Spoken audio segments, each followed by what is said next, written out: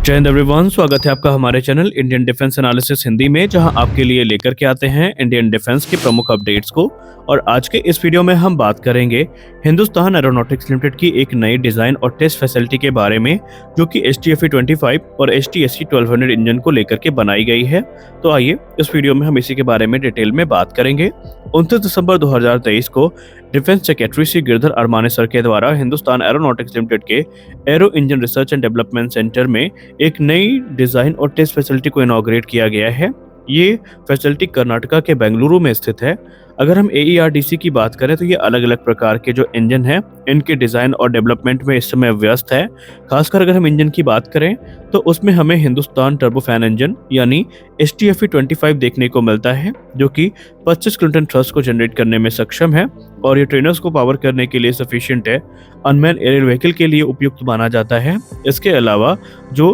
Twin engine के small fighter aircraft हैं या रीजनल जेट हैं, उसको भी पावर करने के लिए ये काफ़ी अच्छा माना जाता है। वही दूसरा इंजन जो है वो है हिंदुस्तान टर्बोशैफ्ट इंजन, जिसको हम HTSC-1200 के नाम से जानेंगे, जो कि 1200 किलोन्यूटन थ्रस्ट का एक इंजन है। और ये मीडियम वेट हेलीकॉप्टर जो कि तकरीबन 3.5 से 6.5 टन वजनी होते हैं, उनको पावर करने के लिए उपयुक्त माना जाता है, फिर चाहे वो सिंगल इंजन या ट्विन इंजन कॉन्फ़िगरेशन में उड़ान भरें। अगर हम इस नए state of the art facility की बात करें तो ये तकरीबन 10,000 स्क्वायर मीटर्स में फैली है, जिसमें स्पेशल मशीन्स हैं, एडवांस सेटअप्स हैं, जिसमें कंप्यूटेशनल टूल्स हो गए, इन हाउस फैब्रिकेशन फैसिलिटी हो गई और 2 टेस्ट बेड हैं टेस्टिंग के लिए, जिसमें बेसिकली HTFE-25 को टेस्ट किया जाएगा और एक टेस्ट बेड है HTSC-1200 और अपकमिंग इंजन जो कि ज्वाइंट वेंचर के अंतर्गत बनाया जाएगा IMRH के लिए, जिसे बेसिकली सैफ्रॉन और भारत के हिंदुस्तान एरोनॉटिक्स लिमिटेड के द्वारा बनाया जाना है। उसको टेस्ट करने के लिए भी एक जो टेस्ट बेड है इसकी व्यवस्था करी गई है। इसके अलावा इस नई फैसिलिटी में बहुत सारे ऐसे सेटअप भी हैं जो अलग अलग चीज़ों की टेस्टिंग में इस्तेमाल किए जाएंगे, जैसे कि जैगुआर का जो एयर प्रोड्यूसर है वो टेस्ट किया जा सकेगा और लाइट कॉम्बैट एयरक्राफ्ट का जो गैस टर्बाइन स्टार्टर यूनिट है, जिसको हम GTSU-110M2 और 127E के नाम से जानते हैं, उसकी टेस्टिंग में ये काम आएगा। वहीं इंडियन मल्टी रोल हेलीकॉप्टर और एडवांस मीडियम कॉम्बैट एयरक्राफ्ट की जो ऑक्सिलरी पावर यूनिट है, इसको भी टेस्ट करने के काम के लिए जो सेटअप्स हैं वो इंस्टॉल किए गए हैं। इन सब के अलावा जो AN-32 एयरक्राफ्ट है उसका जो गैस टर्बाइन इलेक्ट्रिकल जनरेटर है और भी दूसरे जो इंपॉर्टेंट कंपोनेंट्स हैं वो यहाँ पर टेस्ट किए जाएंगे। और ये जो फैसिलिटी है क्रिटिकल इसलिए भी है क्योंकि यहाँ पर बहुत सारे जो इंजन कंपोनेंट्स हैं और लाइन रिप्लेसेबल यूनिट्स हैं, उनको भी इस नई फैसिलिटी में टेस्ट किया जा सकेगा। यानी ओवरऑल ये एक बहुत बड़ा डेवलपमेंट है जो कि हिंदुस्तान एरोनॉटिक्स लिमिटेड के द्वारा किया गया है। आमतौर पे हम लोग HTFE-25 के बारे में ज़्यादा बात नहीं करते, लेकिन आपको पता होना चाहिए कि HTFE-25 का डेवलपमेंट हमारे लिए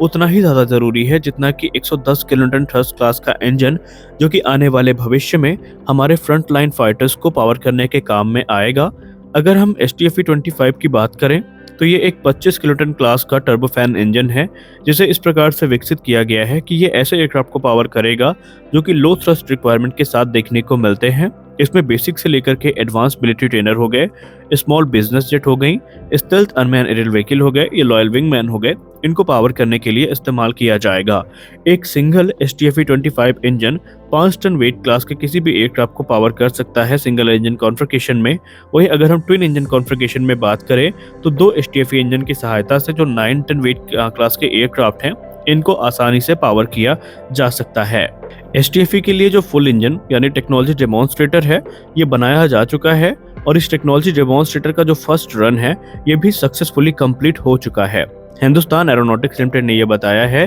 कि जो एक्सीलरेशन ट्रायल आयोजित किए गए थे उसमें जो 55% स्पीड है ये अचीव करी गई है। रिपोर्ट्स में ये भी बताया जा रहा है कि जो 2 कोर इंजन हैं वो ऑलरेडी प्रोड्यूस किए जा चुके हैं अब तक और वो इस समय डेवलपमेंटल ट्रायल से गुजर रहे हैं। फर्दर डेवलपमेंट की बात करें तो इन इंजन को फ्लाइट वर्दी बनाने के लिए जो सर्टिफिकेशन प्रोसेस है उसमें अभी हमें 4 से 5 वर्षों का इंतजार करना पड़ेगा। और अगर हम लेटेस्ट अपडेट की बात करें हिंदुस्तान एरोनॉटिक्स लिमिटेड की तरफ से जो आई है, उस पर यह कहा जा रहा है कि ये जो इंजन है इनको सर्टिफिकेशन यानी फ्लाइट वर्दी होने का जो सर्टिफिकेशन है ये 2029 से 30 के बीच तक मिल जाएगा, इसमें कोई संदेह नहीं है। हालांकि हिंदुस्तान एरोनॉटिक्स लिमिटेड का इसको लेकर के एक और प्लान सामने आया है, जहां पर उनके द्वारा ये कहा गया है कि इसका एक आफ्टर बर्नर वेरिएंट भी तैयार किया जाएगा और आफ्टर बर्नर मॉड्यूल के लगने के बाद ये जो इंजन है ये 40 किलोन्यूटन तक का जो थ्रस्ट है वो जनरेट करने में सक्षम होगा लेकिन आपको हम बता दें कि ये 40 किलोन्यूटन का इंजन तभी बनेगा जब 25 किलोन्यूटन का जो कोर इंजन है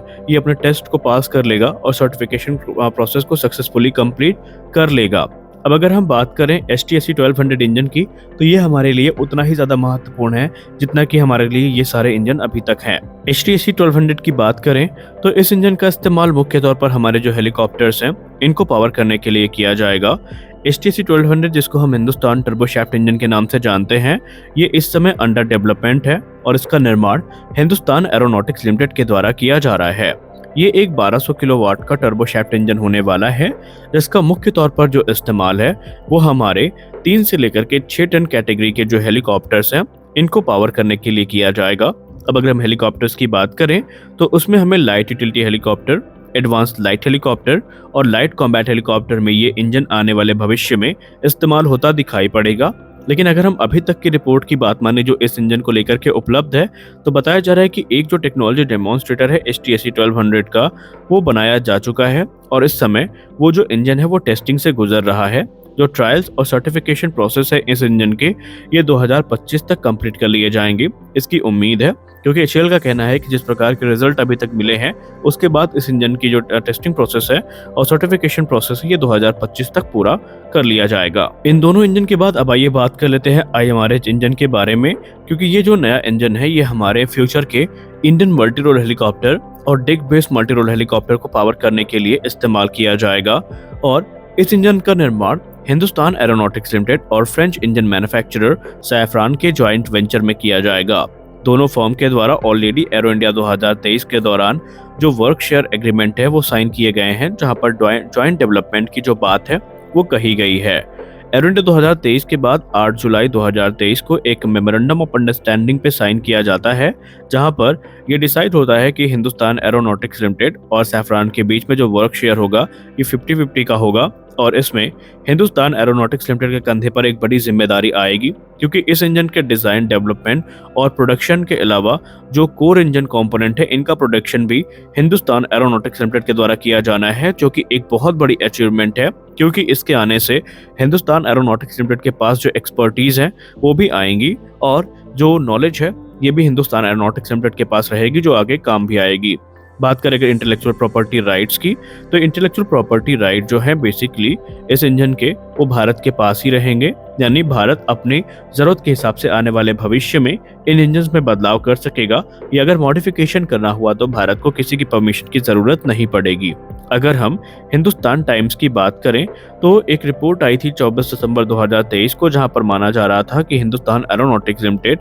ये जो जॉइंट डिज़ाइन और डेवलपमेंट है हेलीकॉप्टर इंजन का, उसको सैफरॉन के साथ मिलकर के नवंबर 2023 तक शुरू कर देगा। यानी अगर हम इस रिपोर्ट की बात माने तो ऑलरेडी जो निर्माण प्रक्रिया है ये शुरू हो चुकी होगी और अगले 4 वर्षों में ये जो इंजन है प्रोडक्शन स्टेज में पहुंच जाएगा, या हम यूँ कह लें कि 2027 तक ये इंजन अपने प्रोडक्शन स्टेज में पहुंच जाएगा और आने वाले भविष्य में इस इंजन का जो निर्माण है ये नई टुमाकुरू फैसिलिटी में किया जाएगा और ये भारत के फ्यूचर हेलीकॉप्टर्स को पावर करने के लिए काफ़ी इंपॉर्टेंट है। तो आज के इस वीडियो में बस इतना ही। हम आशा करते हैं ये वीडियो आपको अच्छी लगी होगी। वीडियो अच्छी लगी तो वीडियो को लाइक करिए, नए हैं चैनल को सब्सक्राइब करिए। मिलते हैं अगले वीडियो में, तब तक के लिए जय हिंद।